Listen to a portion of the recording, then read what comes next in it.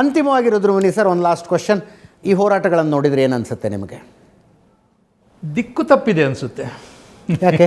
ಸತ್ಯಕ್ಕಿಂತ ಈಗ ನೋಡಿ, ಈಗ ಏನಾಗುತ್ತೆ ಅಂತ ಹೇಳಿದರೆ,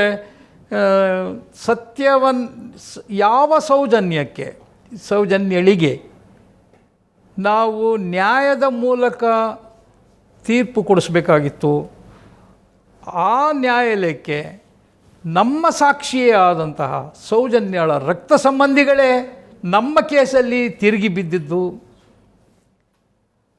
ನಮ್ಮ ಕೇಸಲ್ಲಿಯೇ ನೋಡಿ, ಸೌಜನ್ಯಳಿಯ ತಂದೆ ಚಂದಪ್ಪಗೌಡ, ಅವ್ರ ತಾಯಿ ಕುಸುಮಾವತಿ, ಆಮೇಲೆ ಅವರು ತಾಯಿಯ ತಮ್ಮ ಅಂತ ಸೌಜನ್ಯಳಿಗೆ ಮಾವನಾದಂಥ ಇವನು ವಿಠಲಗೌಡ ಅವರು, ಮತ್ತು ಇನ್ನೊಬ್ರು ಯಾರು ಪುರಂದರ ಅಂತ ಅವನ ತಮ್ಮ, ಅವರು ಎಲ್ಲರೂ, ಅವನು ಸ್ಕೂಟಿ ಬೈಕ್ ಇದು ಜೀಪ್ ತಗೊಂಡು ಬರ್ತಾನೆ, ಜೀಪ್ ಡ್ರೈವರ್ ಅವನು.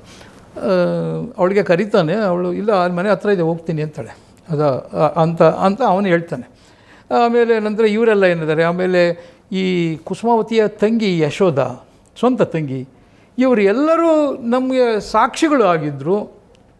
ಅಲ್ಲಿ ಲೋಕಲ್ ಪೊಲೀಸರಿಗೆ ಕೊಟ್ಟ ಹೇಳಿಕೆ ಇದ್ದಾವೆ. ನಾವು ಕರೆಸಿ ಅವರಿಗೆ ರಾಜಕೀಯ ಮಾಡಬೇಡಿ, ಸ್ಟಿಕ್ ಆನ್ ಟು ಇದು ಟ್ರೂತ್ ಫೈಂಡಿಂಗಿಗೆ ಏನಿದೆ ಅದಕ್ಕೆ ನೀವು ಮಾಡಿ ಅಂತ ನಾವು ಹೇಳಿದ್ದೇವೆ. ಈ ಎಲ್ಲವಕ್ಕೂ ಹೊರತಾಗಿ ಇವರು ನ್ಯಾಯಾಲಯದಲ್ಲಿ ನೋಡಿ, ಈ ವ್ಯತಿರಿಕ್ತ ಸಾಕ್ಷಿ ಅಂದರೆ ನಮ್ಮಲ್ಲಿ ಹೌದು ನಾನು ಕಣ್ಣಾರೆ ನೋಡಿದೆ, ಹೌದು ನನ್ನ ಹೇಳಿಕೆಯನ್ನು ಪೊಲೀಸರು ಮಾಡಿಕೊಂಡರು ಅನ್ನುವುದು ಸಾಕ್ಷಿ. ಅದು ಹೊರತಾಗಿ ಅವನು ಅಪರಾಧಿಯೇ ಅಲ್ಲ ಅನ್ನುವ ತಿರುಗಿ ಬಿದ್ದ ಸಾಕ್ಷಿ ನಮ್ಮ ಕೇಸನ್ನು ಯಾವ ದಿಕ್ಕಿನಲ್ಲಿ ತಗೊಂಡೋಗುತ್ತೆ ಅಂತ ನೀವೇ ಹೇಳಿ. ನೋಡಿ, ಈಗ ನ್ಯಾಯಾಂಗದ ವ್ಯವಸ್ಥೆಯಲ್ಲಿ ಎಲ್ಲ ಕಡೆಯೂ ಅವ್ರದ್ದು ವರ್ಷನ್ ಏನಿದೆ ಪ್ರೂವ್ ಆಗಿಲ್ಲ. ಎಕ್ಸಾಮಿನೇಷನ್ಗೆ ಕೊಡಿ ಅಂತ ಅವರು ಕೋರಿಕೊಂಡ್ರು ನ್ಯಾಯಾಲಯದಲ್ಲಿ.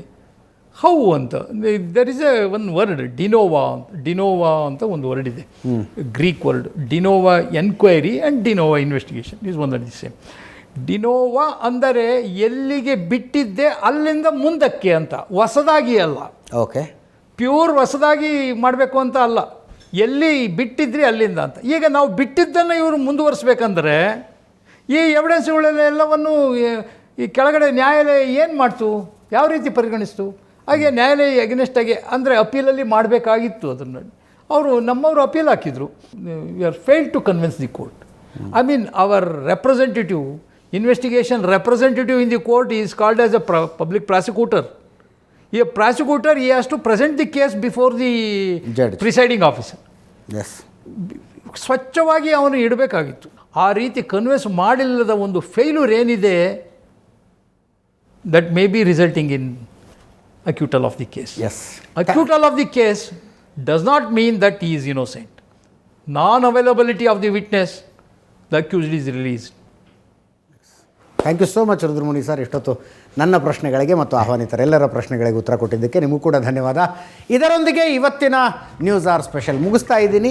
ಮುಂದಿನ ವಾರ ಮತ್ತೊಬ್ಬ ಅತಿಥಿಯೊಂದಿಗೆ ಮತ್ತೆ ಬರ್ತೀನಿ. ನೇರ ದಿಟ್ಟ ನಿರಂತರ ಸುದ್ದಿಗಾಗಿ ನೋಡ್ತಾ ಇರಿ ಏಷ್ಯಾನೆಟ್ ಸುವರ್ಣ ನ್ಯೂಸ್.